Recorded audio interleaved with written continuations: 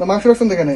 না এটা তো থাকবে না স্যার, এটা নষ্ট, এটা ফেলে দিতে হবে। মাংস নষ্ট তো ফ্রিজ রাখছেন কেন? আমি নষ্ট মাংস এটা রাখতে আসছি মোটামুটি, এটা আমি নষ্ট মাংস আমি ফ্রিজে কেন রাখছি? নষ্ট কালার পেয়েছে এটা করেন, কালার পেয়েছে।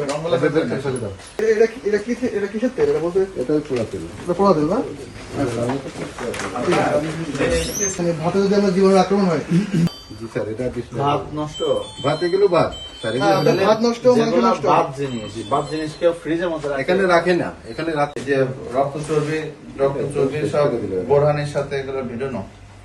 একটা মাস না থাকার কারণে আমার কাটনা ব্যবসা বাণিজ্য সব শেষ। এই যে রক্ত চর্বি আপনি বোরহানি করে রাখছেন, তো এই বোরহানি বোতলের সাথে তো রক্ত চর্বি জীবন। আর এখানে আরো ব্যাপার, এরকম এই অবস্থা। এই এক মাস না থাকলে এই অবস্থা হওয়ার কথা না। আপনাদের স্টাফ কি বের করছো তোমরা ফ্রিজ থেকে? ফ্রিজ থেকে কি বের করছো? ওই আমরা খাই তো তাই খাওয়ার ডাল স্যার, বিরিয়ানি তো ডাল দেয় না, বিরিয়ানি তো ডাল ব্যবহার করে না। তোমার ভালো ডাল হ্যাঁ ডিজাইন আমরা চোখে পড়ে না? কোন দিকে দেন? মাংস শুধু দেখেন কেন?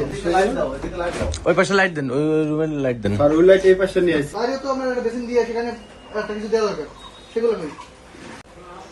হ্যাঁ, তোমার বাইক তো বলছি, ফেলতে বলছি তোমারে। তো বাপের সাথে বেশি বুঝো।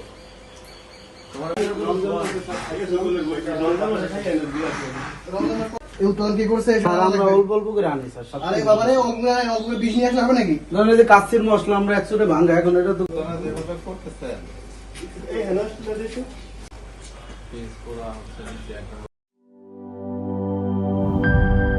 সব সমস্যার সমাধান হবে এই সস্তা কেবল বদলে বিজলি কেবলস লাগালে। বিজলি কেবল, নিরাপদ আজীবন।